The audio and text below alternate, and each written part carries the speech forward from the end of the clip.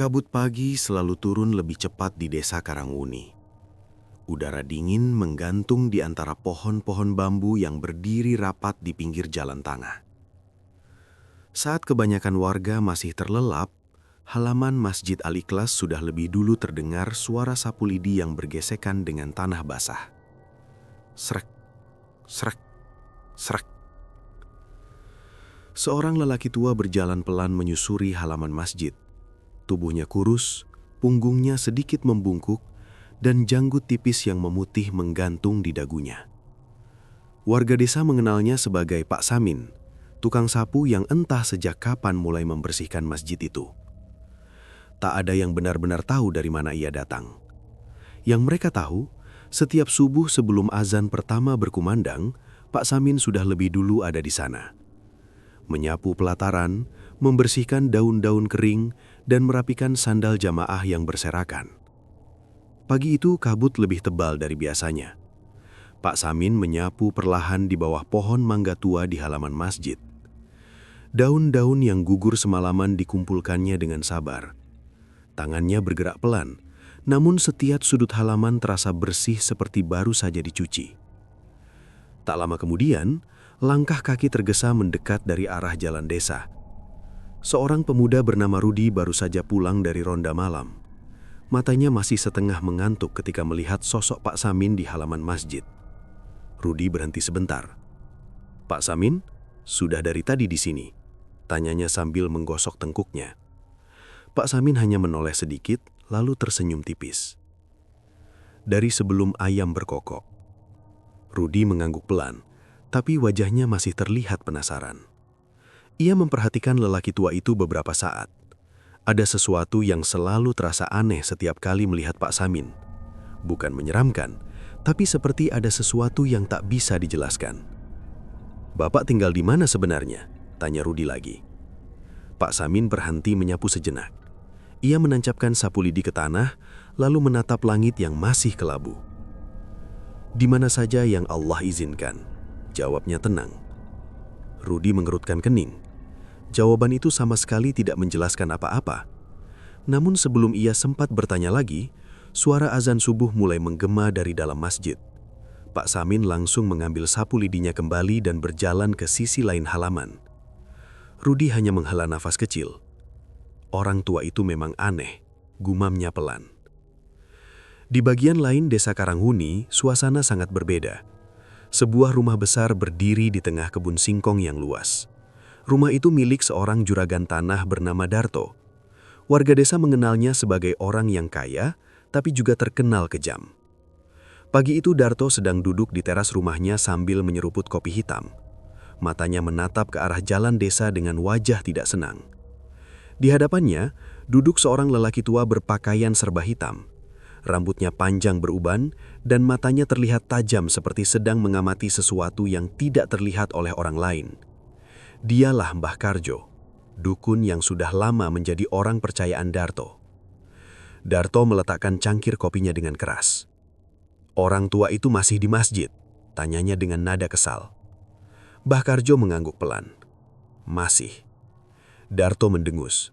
Sudah seminggu dia di sana. Orang-orang mulai memperhatikannya. Mbah Karjo menatap ke arah halaman rumah yang sunyi. "Dia cuma tukang sapu." "Tidak," potong Darto cepat. Nada suaranya berubah lebih dingin. "Aku tidak suka orang asing tinggal di desa ini, apalagi yang terlalu dekat dengan masjid." Mbah Karjo menyipitkan matanya sedikit. "Kenapa?" Darto tidak langsung menjawab. Ia berdiri lalu berjalan beberapa langkah di teras rumahnya. "Kau tahu rencanaku soal tanah di belakang masjid itu?" Mbah Karjo perlahan mengangguk. Tanah itu memang sedang menjadi incaran Darto. Jika berhasil ia kuasai, seluruh jalur perdagangan desa akan berada di tangannya. Namun sejak Pak Samin muncul, beberapa warga mulai sering berkumpul di masjid. Mereka berdiskusi, berdoa bersama, dan mulai menolak rencana penjualan tanah itu. Darto tidak suka keadaan itu. Ia berhenti berjalan, lalu menatap tajam ke arah Mbah Karjo. "Orang tua itu mengganggu rencanaku." Mbah Karjo terdiam sejenak. "Kalau begitu, usir saja." Darto tersenyum tipis, tapi senyum itu tidak terlihat ramah. Kalau bisa diusir dengan cara biasa, aku tidak akan memanggilmu ke sini." Mbah Karjo mengerti maksud kalimat itu. Ia menghela nafas perlahan. "Jadi, kau ingin aku mengurusnya?" Darto mengambil kembali cangkir kopinya, lalu menyeruputnya santai. "Buat dia pergi dari desa ini." Mbah Karjo menatap lurus ke arah Darto. "Pergi atau mati?" Darto tidak menjawab dengan kata-kata. Ia hanya meletakkan cangkirnya kembali dan tersenyum tipis. Jawaban itu sudah cukup jelas.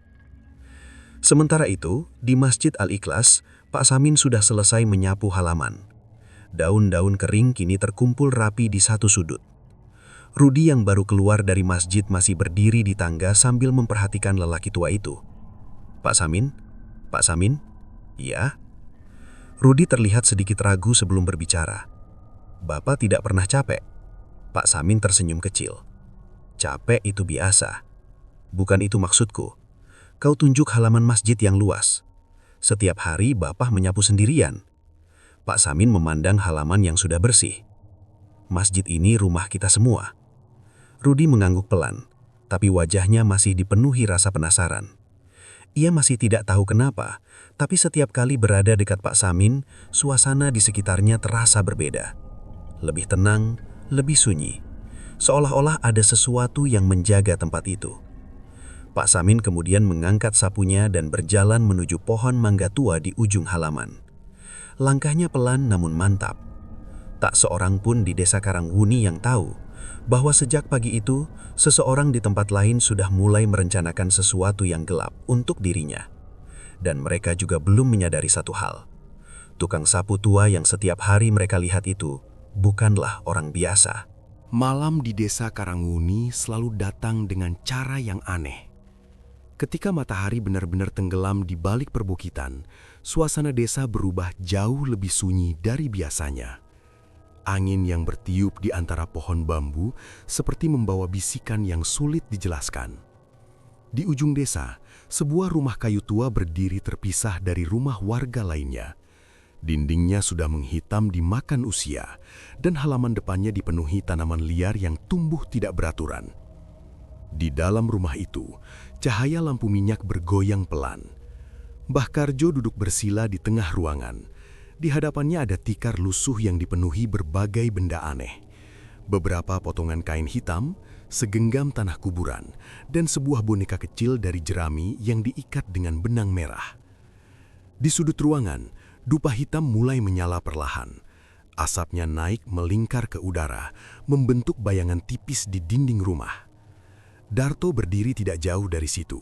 Kedua tangannya terlipat di dada. Wajahnya terlihat tidak sabar. "Ini rambutnya?" tanya Mbah Karjo pelan sambil memegang sehelai rambut yang dililitkan di boneka jerami itu. Darto mengangguk. "Iya, aku dapat dari sapunya di masjid." Mbah Karjo menatap boneka jerami itu beberapa detik. Matanya menyipit seperti sedang memikirkan sesuatu. Orang tua itu terlihat biasa saja. Darto tertawa kecil, tapi nada tawanya dingin. "Yang penting dia pergi dari desa ini." Mbah Karjo tidak langsung menjawab. Ia mengambil sebuah paku kecil dari dalam kotak kayu tua. "Setelah ini, mungkin bukan cuma pergi." Darto menyeringai tipis. "Besok dia mati." Mbah Karjo lalu mulai berkomat kamit pelan. Suaranya rendah, hampir seperti bisikan yang bercampur dengan hembusan angin malam. Paku kecil itu perlahan ditusukkan ke dada boneka jerami. Asap dupa semakin tebal. Bayangan di dinding mulai bergerak aneh, seperti ada sesuatu yang ikut memperhatikan ritual itu dari tempat lain. Di luar rumah itu, angin malam tiba-tiba bertiup lebih kencang. Sementara itu, di Masjid Al-Ikhlas, suasana justru terasa sangat tenang. Langit malam terlihat gelap tanpa bulan. Halaman masjid yang siang tadi bersih kini kembali dipenuhi beberapa daun kering yang jatuh dari pohon mangga tua. Pak Samin duduk di serambi masjid. Tubuhnya bersandar pada tiang kayu tua. Tangannya memegang tasbih yang sudah kusam. Butir-butir tasbih itu bergerak perlahan di antara jari-jarinya. Wajahnya terlihat sangat tenang, seolah tidak ada apapun di dunia ini yang bisa mengganggu ketenangannya. Beberapa menit berlalu dalam keheningan. Tiba-tiba angin malam bertiup melewati halaman masjid. Daun-daun kering berputar pelan di tanah. Pak Samin tetap duduk tanpa bergerak. Tasbih di tangannya terus berputar perlahan. Di kejauhan terdengar suara sayap burung mengepak cepat di langit. Seekor burung gagak terbang rendah melewati atap masjid. Burung itu berputar beberapa kali di udara, seperti kehilangan arah.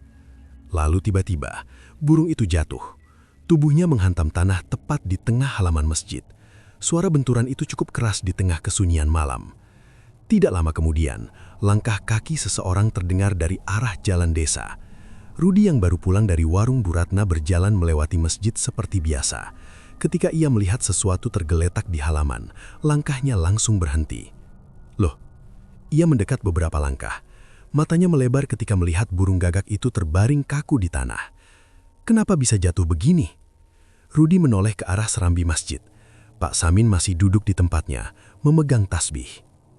Pak Samin, lihat ini, kata Rudi sambil menunjuk burung itu. Pak Samin perlahan mengangkat kepalanya. Ia memandang ke arah halaman. Beberapa detik ia hanya diam. Lalu ia berdiri dan berjalan pelan mendekati burung gagak yang tergeletak itu. Rudi memperhatikan wajah lelaki tua itu dengan penuh rasa ingin tahu. Pak, burungnya mati tiba-tiba. Pak Samin menatap burung itu sebentar. Kemudian ia menghela nafas ringan. Ada yang salah alamat, katanya pelan. Rudi mengerutkan kening. Maksud Bapak? Pak Samin tidak langsung menjawab. Ia hanya menatap langit malam yang gelap. Angin kembali bertiup melewati halaman masjid. Daun-daun kering berdesir pelan di tanah. Di rumahnya yang berada di ujung desa, Mbah Karjo tiba-tiba berhenti berkomat-kamit. Tangannya gemetar. Boneka jerami yang tadi ia pegang jatuh dari tangannya. Lampu minyak di ruangan itu berkedip-kedip. Darto menatapnya dengan bingung. Kenapa berhenti? Mbah Karjo menatap tangannya sendiri yang masih bergetar. Tidak mungkin. Apa maksudmu? Mbah Karjo menelan ludah. Wajahnya yang tadi terlihat tenang kini berubah pucat. Santetnya tidak sampai. Darto langsung berdiri. Tidak sampai? Mbah Karjo menggeleng pelan.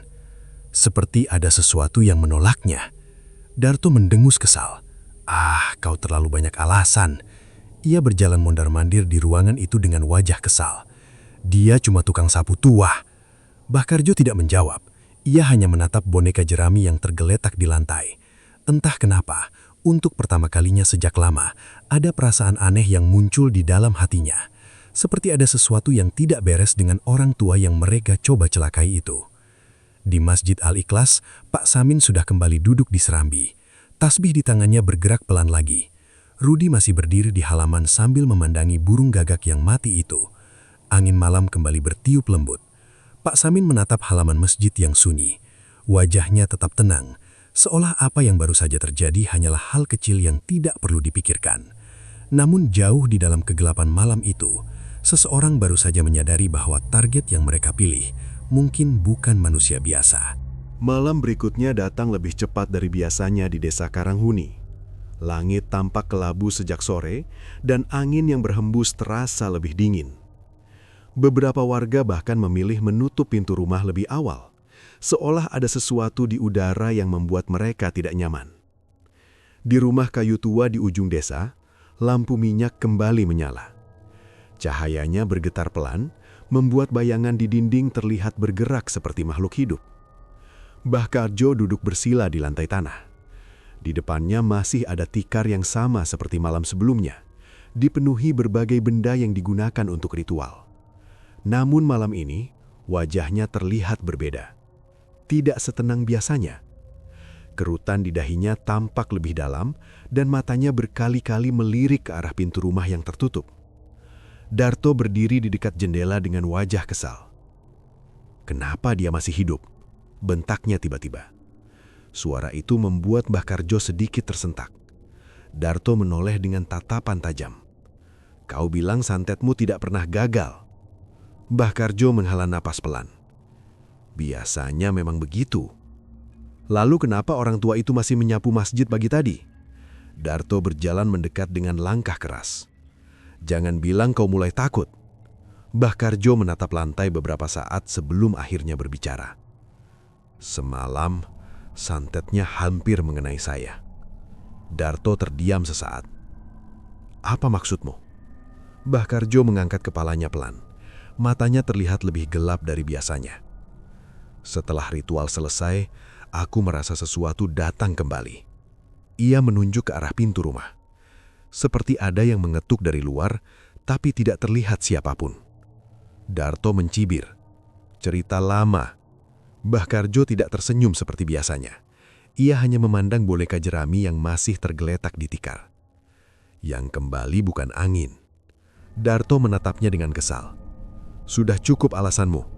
Ia menendang salah satu kursi kayu hingga bergeser. Aku tidak peduli bagaimana caranya. Santet lagi dia. Beberapa detik ruangan itu sunyi. Akhirnya Mbah Karjo mengangguk pelan. Baik. Ia mengambil kembali boneka jerami itu dan mulai menata ulang benda-benda ritual di hadapannya. Dupa hitam kembali dinyalakan. Asapnya naik lebih tebal dari malam sebelumnya. Lampu minyak bergoyang tertiup angin yang masuk melalui celah-celah dinding kayu. Mbah Karjo menutup matanya dan mulai berkomat-kamit lagi. Suaranya kali ini lebih rendah, hampir seperti geraman. Tangannya menggenggam paku kecil yang lebih besar dari sebelumnya. Darto berdiri memperhatikan dengan wajah penuh harap. Pastikan kali ini berhasil. Mbah Karjo tidak menjawab. Ia menusukkan paku itu ke boneka jerami dengan gerakan cepat. Udara di dalam ruangan tiba-tiba terasa berat. Lampu minyak berkedip sekali, 2 kali. Lalu nyalanya membesar. Bayangan di dinding bergerak aneh, seolah ada sesuatu yang merayap di balik cahaya. Angin di luar rumah tiba-tiba bertiup kencang. Daun-daun di halaman berdesir keras. Mbah Karjo terus melantunkan mantranya tanpa berhenti. Tiba-tiba, tanah di bawah tikar itu bergetar pelan. Darto langsung menoleh ke lantai. Kenapa lantainya bergerak? Mbah Karjo membuka matanya perlahan. Getaran itu semakin terasa. Retakan tipis muncul di tanah tepat di depan mereka. Darto mundur 1 langkah. Apa yang kau lakukan? Namun sebelum Mbah Karjo menjawab, sesuatu lain terjadi. Bayangan di dinding tiba-tiba memanjang. Bukan hanya bayangan mereka berdua. Ada bentuk lain. Lebih tinggi, lebih gelap. Seolah berdiri tepat di belakang mereka. Darto menoleh cepat ke belakang. Tidak ada siapapun. Tapi bayangan itu masih ada di dinding. Mbah Karjo langsung menghentikan mantranya. Tangannya gemetar. Ada yang datang, bisiknya. Darto mencoba tetap terlihat tenang. Siapa? Mbah Karjo tidak menjawab. Ia hanya menatap bayangan di dinding itu dengan wajah pucat. Bayangan itu bergerak perlahan, lalu tiba-tiba menghilang. Lampu minyak kembali stabil. Getaran di tanah juga berhenti. Ruangan kembali sunyi. Namun keheningan itu terasa jauh lebih menakutkan dari sebelumnya. Darto menghela napas keras. Apa itu tadi? Mbah Karjo menelan ludah. Beberapa detik ia hanya menatap lantai tanpa bicara. Akhirnya ia berkata dengan suara pelan. Orang tua itu bukan orang biasa. Darto langsung tertawa sinis. Jangan mulai lagi. Mbah Karjo mengangkat wajahnya. Aku sudah lama melakukan ini. Ia menunjuk ke arah tikar ritual. Selama puluhan tahun. Tangannya masih sedikit gemetar. Tapi baru kali ini aku merasakan sesuatu menolak santetku seperti tadi. Darto menatapnya tajam. Artinya, Mbah Karjo menarik napas dalam-dalam. Entah dia dilindungi sesuatu atau dia sendiri yang melindungi dirinya. Darto mengepalkan tangannya. Tidak masuk akal. Ia berjalan mondar-mandir di ruangan itu. Dia cuma tukang sapu tua. Mbah Karjo tidak membantah. Namun wajahnya tetap terlihat gelisah. Di luar rumah angin malam kembali berhembus melewati pepohonan. Jauh di tengah desa, Masjid Al-Ikhlas berdiri tenang dalam gelap. Di serambi masjid itu Pak Samin kembali duduk sendirian. Tasbih di tangannya bergerak perlahan seperti malam sebelumnya. Wajahnya tetap damai. Seolah tidak ada sesuatu pun yang sedang mencoba mencelakainya. Namun di tempat lain, seseorang yang selama ini merasa paling kuat di desa itu mulai merasakan ketakutan yang belum pernah ia rasakan sebelumnya. Beberapa hari setelah kejadian malam itu, suasana desa Karangwuni terasa sedikit berubah. Tidak ada yang benar-benar bisa menjelaskan apa yang berbeda, Namun, beberapa warga mulai merasa ada sesuatu yang aneh di sekitar Masjid Al-Ikhlas. Masjid tua itu berdiri tenang di tengah desa, dikelilingi pohon-pohon besar yang sudah tumbuh puluhan tahun. Di siang hari, tempat itu selalu terlihat damai. Tapi ketika malam datang, suasananya sering terasa lebih sunyi dibandingkan tempat lain di desa. Seperti malam itu, lampu masjid sudah dimatikan sejak selesai sholat Isya.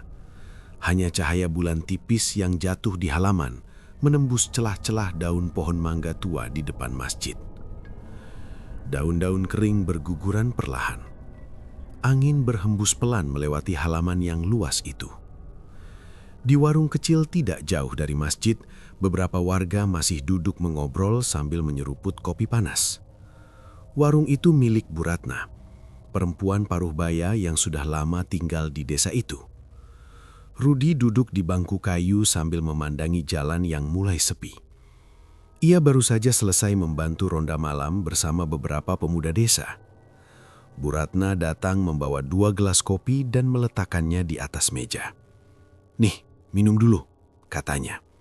Rudi mengangguk. "Terima kasih, Bu." Beberapa saat mereka hanya duduk dalam keheningan.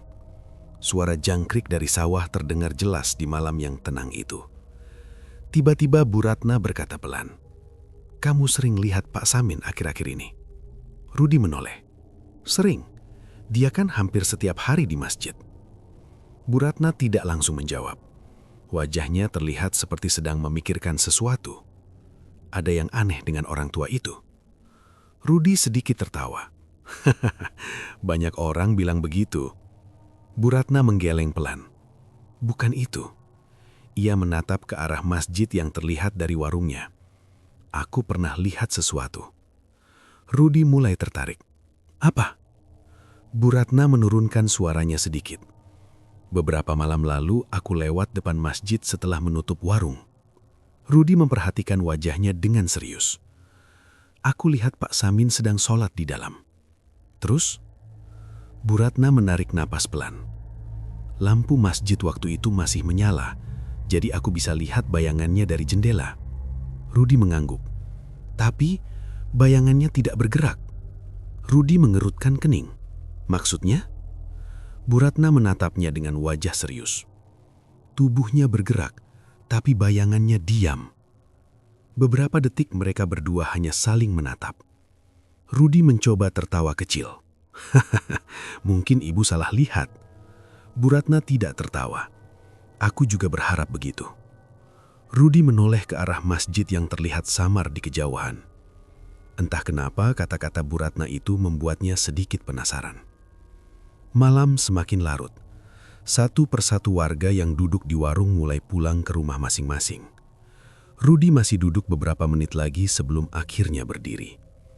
"Aku lewat masjid dulu, Bu." Bu Ratna menatapnya. "Mau ngapain?" Rudi senyum kecil. "Cuma lewat saja." Ia berjalan menyusuri jalan tanah menuju masjid. Angin malam bertiup pelan melewati pepohonan. Ketika sampai di halaman masjid, suasana terasa sangat sunyi.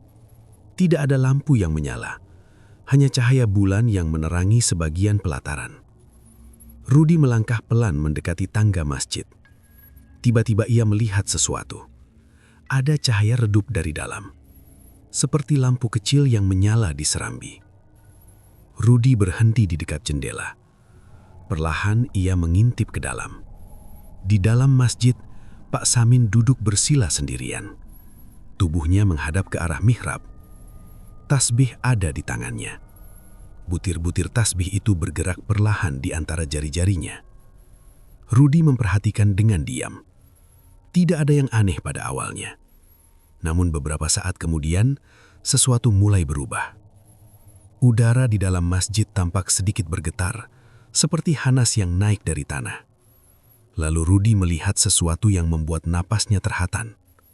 Di sudut-sudut ruangan, bayangan gelap mulai muncul.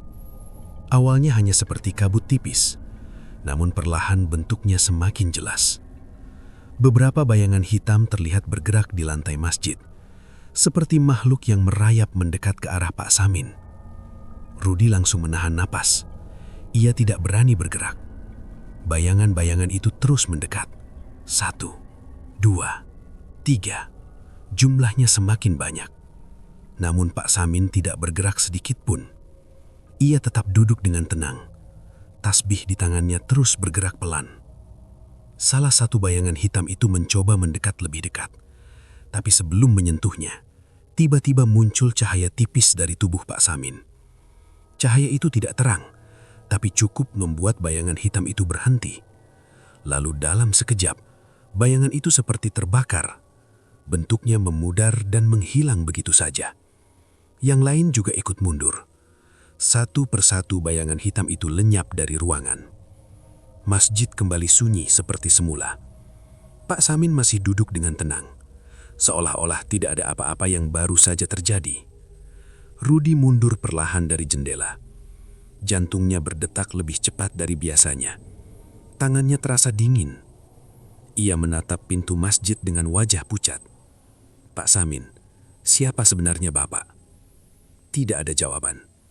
Di dalam masjid, Pak Samin akhirnya berhenti memutar tasbihnya. Ia menoleh pelan ke arah jendela, ke arah tempat Rudi tadi berdiri. Matanya terlihat tenang seperti biasa. Namun di wajahnya muncul senyum kecil, seolah ia sudah tahu sejak awal bahwa malam itu ada seseorang yang sedang mengintipnya. Malam di desa Karanghuni terasa jauh lebih gelap dari biasanya. Awan hitam menggantung rendah di langit, menutup hampir seluruh cahaya bulan. Jalan-jalan desa terlihat sepi, bahkan suara anjing penjaga rumah warga pun jarang terdengar. Angin malam bertiup lebih dingin. Di ujung desa, di rumah kayu tua milik Mbah Karjo, lampu minyak kembali menyala seperti malam-malam sebelumnya. Namun kali ini, suasana di dalam rumah terasa jauh lebih tegang. Darto berdiri di tengah ruangan dengan wajah penuh amarah. Tangannya menghantam meja kayu dengan keras.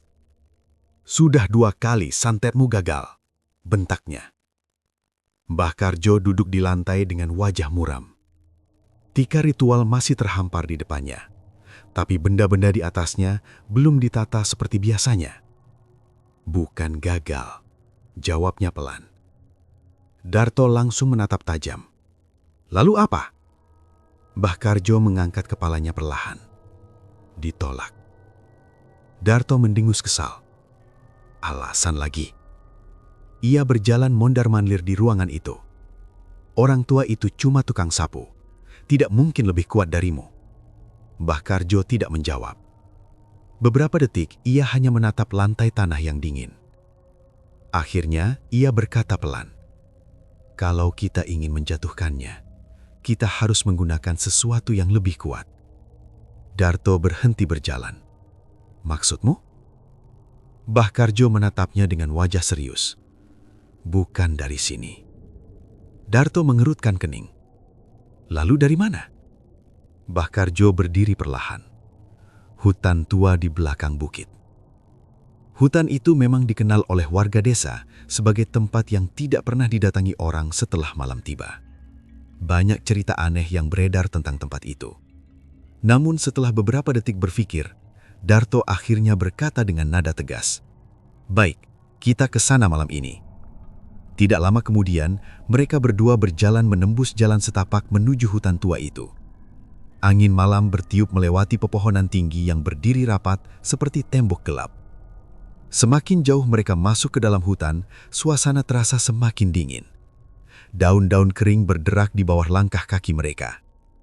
Akhirnya, mereka sampai di sebuah tanah lapang kecil di tengah hutan. Tempat itu dikelilingi pohon besar dengan akar menjulur keluar dari tanah, seperti tangan yang mencengkeram bumi. Mbah Karjo langsung mulai menggambar lingkaran besar di tanah dengan arang hitam. Darto berdiri di luar lingkaran sambil memperhatikan dengan wajah tegang. "Pastikan kali ini berhasil," katanya. Mbah Karjo tidak menjawab. Ia meletakkan beberapa benda di dalam lingkaran itu. Tulang kecil, kain hitam, dan segenggam tanah yang dibungkus daun kering. Setelah semuanya selesai, ia duduk bersila di tengah lingkaran. Matanya tertutup. Lalu mantranya mulai terdengar. Suaranya jauh lebih dalam dari biasanya. seperti datang dari tenggorokan yang penuh amarah. Angin di hutan tiba-tiba berhenti. Daun-daun yang tadi bergoyang kini diam membeku. Beberapa detik kemudian, kabut hitam mulai muncul dari tanah di tengah lingkaran itu. Awalnya tipis, namun perlahan semakin tebal. Darto mundur sedikit tanpa sadar. Kabut itu berputar seperti pusaran kecil. Kemudian dari dalamnya muncul sesuatu. Sosok tinggi yang tubuhnya seperti terbuat dari bayangan gelap. Matanya merah menyala di tengah kabut yang bergerak. Makhluk itu berdiri tegak di hadapan Mbah Karjo. Darto menahan nafas. Itu apa? Mbah Karjo membuka matanya perlahan. Wajahnya terlihat tegang. Yang kau minta. Makhluk itu mengeluarkan suara berat yang hampir seperti geraman. Udara di sekitar mereka terasa jauh lebih dingin. Mbah Karjo menunjuk ke arah desa. Ambil nyawa tukang sapu di masjid itu. Makhluk itu tidak menjawab. Namun tubuhnya tiba-tiba berubah menjadi kabut hitam yang melesat cepat ke arah langit malam. Darto menatap ke atas dengan nafas berat. Kali ini dia pasti mati. Di saat yang sama, di Masjid Al-Ikhlas, suasana malam terasa sangat sunyi. Pak Samin duduk di serambi seperti biasanya. Tasbih masih berada di tangannya. Butir-butirnya bergerak perlahan. Angin malam bertiup lembut melewati halaman masjid. Tiba-tiba angin itu berubah. Udara menjadi dingin. Daun-daun kering berputar di tanah. Pak Samin perlahan membuka matanya. Ia menatap ke arah langit. Beberapa detik kemudian, sesuatu melesat turun dari kedelapan malam. Kabut hitam itu jatuh tepat di halaman masjid. Bentuknya kembali menjadi sosok tinggi bermata merah. Makhluk itu berdiri menghadap Pak Samin. Udara di sekitar masjid terasa berat. Namun Pak Samin tetap berdiri dengan tenang. Ia meletakkan tasbihnya. Makhluk itu mulai bergerak maju. Langkahnya lambat namun penuh tekanan. Seolah setiap langkahnya membuat tanah di halaman masjid bergetar pelan. Namun sebelum makhluk itu mendekat lebih jauh, Pak Samin mengangkat tangannya. Gerakannya sederhana. Tanpa suara. Tanpa teriakan. Namun tiba-tiba saja cahaya lembut muncul di sekitar tubuhnya. Makhluk hitam itu langsung berhenti. Matanya yang merah menyala terlihat gemetar. Tubuhnya mulai bergetar, seolah ada sesuatu yang menahannya. Pak Samin menatap makhluk itu dengan wajah tenang. Lalu ia berkata pelan, "Pulanglah." Dalam sekejap, makhluk itu menjerit. Tubuhnya pecah menjadi serpihan kabut hitam yang langsung lenyap di udara malam. Halaman masjid kembali sunyi. Angin kembali berhembus seperti biasa. Pak Samin mengambil kembali tasbihnya dan duduk seperti sebelumnya. Seolah tidak ada apa-apa yang baru saja terjadi. Di tengah hutan tua, Mbah Karjo tiba-tiba terjatuh dari posisi duduknya. Tubuhnya gemetar hebat. Darto langsung mendekat. "Ada apa?" Mbah Karjo menatapnya dengan wajah pucat. "Makhluk yang kita panggil tadi sudah tidak ada lagi." Darto menggenggam bahunya. "Kenapa?" Mbah Karjo menelan ludah dengan susah payah. Makhluk itu dihancurkan. Darto terdiam. Tidak mungkin. Namun Mbah Karjo hanya menatap ke arah desa dengan mata penuh ketakutan. Untuk pertama kalinya sejak ia mengenal ilmu hitam, ia merasa benar-benar berhadapan dengan sesuatu yang jauh lebih kuat dari dirinya. Pagi di desa Karanguni datang dengan langit yang sedikit kelabu. Kabut tipis masih menggantung di antara pohon-pohon bambu di pinggir jalan. Udara terasa dingin, namun halaman Masjid Al-Ikhlas sudah tampak bersih seperti biasa. Pak Samin terlihat menyapu pelataran masjid dengan sapu lidi tuanya. Gerakannya pelan namun rapi. Daun-daun kering yang jatuh semalaman dikumpulkan dengan sabar ke satu sudut halaman. Beberapa warga mulai berdatangan untuk sholat subuh. Seperti biasa, Pak Samin hanya tersenyum kecil kepada siapapun yang lewat. Namun pagi itu ada sesuatu yang berbeda. Dari arah jalan desa terlihat seseorang berjalan dengan langkah cepat menuju masjid. Tubuhnya sedikit membungkuk, wajahnya pucat, dan napasnya terlihat berat. Orang itu adalah Mbah Karjo. Beberapa warga yang melihatnya langsung saling berbisik. Bukankah itu dukun dari ujung desa?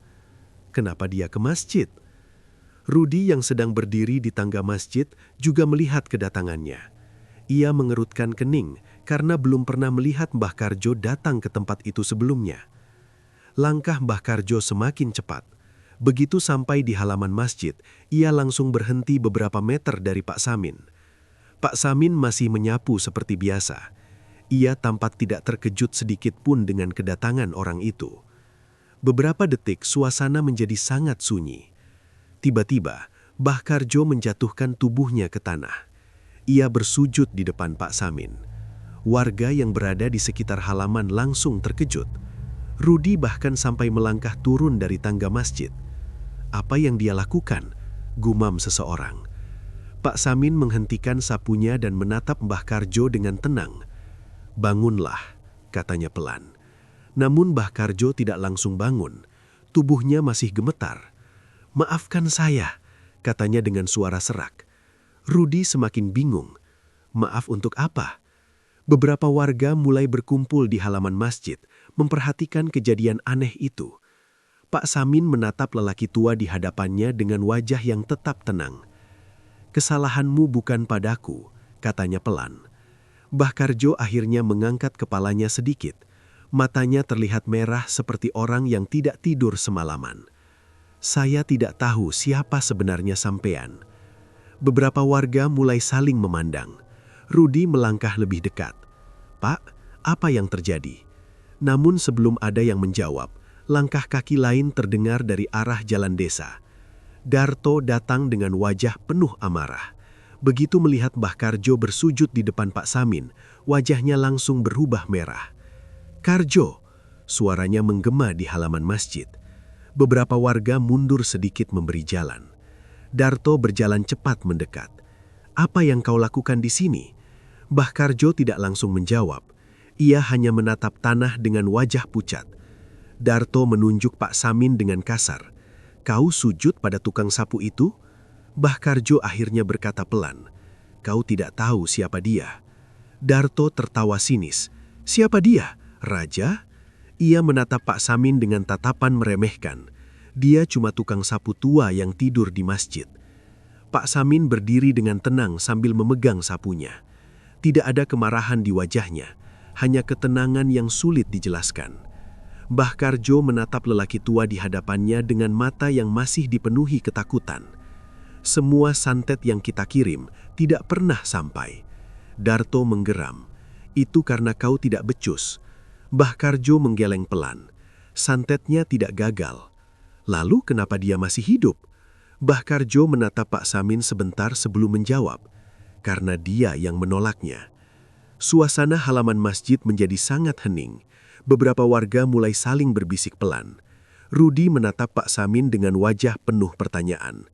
Darto mendengus keras. "Omong kosong." Ia melangkah mendekat hingga hanya beberapa langkah dari Pak Samin. Pak Samin berdiri dengan tenang sambil memegang sapunya. Tidak ada kemarahan di wajahnya, hanya ketenangan yang sulit dijelaskan. Pak Samin menatap Darto dengan tenang. Matanya tidak menunjukkan rasa takut sedikit pun. "Sudah cukup kau menyakiti orang-orang di desa ini," katanya pelan. Nada suaranya tidak keras, tapi terasa tegas. Darto tertawa mengejek. "Menyakiti?" Ia menunjuk ke arah dirinya sendiri. "Akulah yang membuat desa ini hidup." Pak Samin menggeleng pelan. "Bukan dengan cara seperti itu." Ia menatapnya tajam. "Dan kau mau menghentikanku?" Pak Samin tersenyum tipis. "Sebelum aku menyapu masjid," ia menancapkan sapu lidinya ke tanah, "aku pernah menyapu banyak kejahatan." Beberapa warga mulai saling memandang. Kalimat itu terasa aneh sekaligus berat. Rudi menelan ludah. "Pak Samin, maksudnya apa?" Pak Samin tidak langsung menjawab. Ia hanya menatap halaman masjid yang mulai diterangi cahaya pagi hari. Kabut tipis perlahan menghilang. Angin pagi berhembus melewati pepohonan. Mbah Karjo masih duduk di tanah dengan wajah penuh penyesalan, sementara Darto berdiri dengan wajah keras, meski kini terlihat sedikit gelisah. Rudi memandang Pak Samin dengan rasa penasaran yang semakin besar. Selama ini ia hanya melihat lelaki tua itu sebagai tukang sapu yang pendiam. Namun pagi itu, sesuatu terasa berbeda. Seolah-olah semua orang baru saja menyadari satu hal yang selama ini tersembunyi. Orang tua yang setiap hari membersihkan halaman masjid itu mungkin bukan sekedar tukang sapu biasa. Langit malam di desa Karangwuni tampak lebih gelap dari biasanya. Awan hitam menutup hampir seluruh cahaya bulan, membuat jalan-jalan desa terlihat seperti lorong panjang yang sunyi dan dingin. Hanya beberapa lampu rumah yang masih menyala, sementara sebagian besar warga sudah masuk ke dalam rumah masing-masing. Di ujung desa, rumah besar milik Darto berdiri sendiri di tengah kebun singkong yang luas. Bangunan itu biasanya terlihat terang dan ramai, namun malam itu suasananya terasa berbeda. Sepi. Tidak ada suara pekerja. Tidak ada lampu di halaman. Hanya satu lampu di ruang tengah yang masih menyala redup. Darto duduk sendirian di kursi kayu besar di ruang tamu. Wajahnya terlihat tegang sejak pagi tadi setelah kejadian di masjid. Tangannya menggenggam gelas kopi yang sudah dingin. Beberapa kali ia mencoba menenangkan dirinya. Namun bayangan wajah Pak Samin terus muncul di pikirannya. Senyum tenang lelaki tua itu terasa seperti ejekan yang tidak bisa ia lupakan. Darto mendengus kesal. "Ulama sakti," katanya, gumamnya pelan. Ia berdiri lalu berjalan menuju jendela. Di luar hanya terlihat kebun singkong yang gelap, bergoyang pelan tertiup angin malam. Tiba-tiba, lampu di ruang tamu berkedip. Sekali. 2 kali. Darto menoleh ke arah lampu itu dengan wajah kesal. Listrik sialan. Belum sempat ia berjalan kembali ke kursinya, lampu itu tiba-tiba padam. Seluruh ruangan langsung tenggelam dalam kegelapan. Darto berdiri diam beberapa detik. Angin dingin tiba-tiba masuk melalui jendela yang sedikit terbuka. Tirai tipis di dekat jendela bergerak pelan. "Siapa di luar?" teriak Darto. Tidak ada jawaban. Ia meraba meja di dekatnya dan menemukan korek api. Setelah beberapa kali mencoba, ia berhasil menyalakan sebuah lilin kecil yang ada di atas meja. Cahaya lilin itu menyebar pelan di ruangan. Bayangan-bayangan panjang muncul di dinding rumah. Darto menghela nafas panjang. "Cuma listrik mati," katanya pada dirinya sendiri. Namun ketika ia menoleh ke arah dinding di belakangnya, napasnya tiba-tiba tertahan. Di dinding itu terlihat bayangan lain. Bukan bayangan dirinya. Bayangan itu tinggi dan bentuknya tidak jelas, seperti kabut hitam yang berdiri tegak. Darto langsung berbalik. Tidak ada siapa-siapa di belakangnya. Ia menoleh kembali ke dinding. Bayangan itu masih ada. Kali ini terlihat lebih jelas. Bentuknya seperti sosok manusia yang berdiri tepat di belakangnya. Darto mulai merasakan keringat dingin di tengkuknya. "Siapa di situ?" Suaranya mulai bergetar. Angin dari jendela tiba-tiba bertiup lebih kuat. Lilin di tangannya hampir padam. Bayangan di dinding itu bergerak perlahan, seperti sedang mendekat. Darto mundur 1 langkah. Jantungnya mulai berdetak lebih cepat.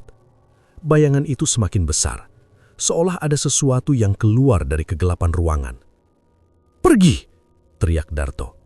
Tapi bayangan itu tidak berhenti. Tiba-tiba terdengar suara pelan dari belakangnya. Suara yang sangat ia kenal. "Yang kau kirim kembali padamu." Tubuh Darto langsung membeku. Perlahan ia menoleh ke belakang. Di dekat pintu ruang tamu berdiri sosok Pak Samin. Wajahnya tenang seperti biasanya. Pakaiannya sederhana, sama seperti ketika ia menyapu halaman masjid setiap pagi. Namun kehadirannya di ruangan gelap itu terasa berbeda. Darto mundur beberapa langkah. "Kau bagaimana bisa masuk ke sini?" Pak Samin tidak menjawab pertanyaan itu. Ia hanya berjalan beberapa langkah ke dalam ruangan. Langkahnya pelan, namun setiap langkah terasa berat di telinga Darto. "Kau sudah diberi banyak kesempatan," kata Pak Samin pelan. Darto menggeleng cepat. Tidak takut padamu. Namun suaranya tidak sekuat yang ia harapkan. Pak Samin menatapnya dengan tenang. Semua yang kau kirim kepada orang lain. Ia berhenti beberapa langkah di depan Darto. Pada akhirnya akan kembali. Angin dingin kembali masuk dari jendela. Lilin di tangan Darto akhirnya padam. Ruangan kembali gelap. Beberapa detik hanya terdengar napas Darto yang semakin cepat. "Tidak, jangan!" katanya dengan suara penuh ketakutan. Tidak ada jawaban, hanya kesunyian yang memenuhi rumah besar itu. Keesokan paginya, warga desa mulai berkumpul di depan rumah Darto. Pintu rumah itu terbuka sejak subuh, namun tidak ada tanda-tanda keberadaan pemiliknya. Rudi berdiri di antara warga yang melihat ke dalam rumah dengan wajah bingung. "Dia tidak ada di dalam?" tanya seseorang. Salah satu warga menggeleng. "Sudah kami cari ke semua ruangan." Rumah itu kosong, tidak ada tanda perlawanan, tidak ada jejak kemana Darto pergi. Seolah-olah ia menghilang begitu saja. Beberapa saat kemudian, Rudi berjalan menuju masjid. Seperti biasa, halaman Masjid Al-Ikhlas sudah bersih. Pak Samin sedang menyapu pelataran seperti setiap pagi. Rudi mendekat dengan wajah serius. "Pak Samin?" Pak Samin berhenti menyapu dan menoleh. "Iya?" Rudi terlihat ragu sebelum berbicara. "Darto tidak ada di rumahnya sejak tadi malam." Pak Samin kembali menyapu pelan. Wajahnya tetap tenang.